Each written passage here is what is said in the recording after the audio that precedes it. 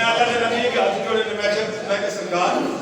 अल्लाह के नबी ਤੁਹਾਡੇ ਕੋਲ एडी ਵੱਡੀ सनद शरीफ ला दी ये किन्ने सजदे कीते जे किन्नियां इबादत कीतियां जे किन्नी एक शब्दारी कीतियां जे जो ਤੁਹਾਨੂੰ ਇਹ सनद मिली अल्लाह के नबी फरमाया गुलाम बसद भी इबादत एक पासे सजदे एक पासे मैं एक काम ऐसा कीता जो अल्लाह ने मैंने अपना खलील बना लिया मैं कि सरकार वो काम केड़ा कीता है अल्लाह के नबी फरमाया आदम मैं सुनो नाम मिले है